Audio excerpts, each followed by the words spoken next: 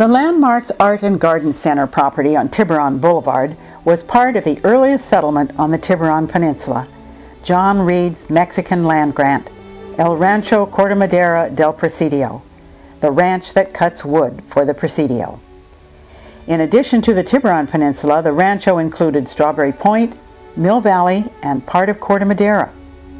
The brick kiln cottage, built in about 1870, is believed to be the oldest extant building on the Tiburon Peninsula. This single-room structure was used as a bunkhouse for brick kiln workers who worked at the kiln located near the corner of Tiburon Boulevard and San Rafael Avenue. Later, the building was enlarged and rented out to tenant farmers who used the ground around the cottage to raise vegetables, chickens, and a pig or two. In the mid-1940s, as pieces of the rancho were being sold off, William and Helen Newman purchased the little house on its acre of land and transformed the farmyard into a garden while preserving and enlarging the historic cottage.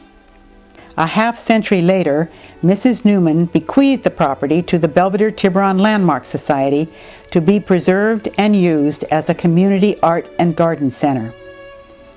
The Society restored the cottage to its farmhouse days while bringing it up to modern building codes, using rough-hewn materials from the original building as well as those of a similar age.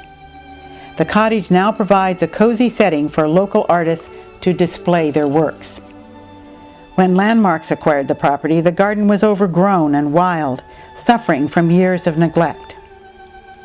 With the help of local master gardeners, the grounds were restored, preserving many of the mature trees, plants, and shrubs planted by the Newmans, turning it into a multi-terraced public garden. Some of the new plantings were donated from local gardens, and the brick paths and patios were constructed entirely from old bricks donated from sites throughout southern Marin. Today, the garden's terraces are surrounded by colorful flower beds. Restful vista points overlooking Richardson's Bay and across to Mount Tamalpais are scattered along winding paths.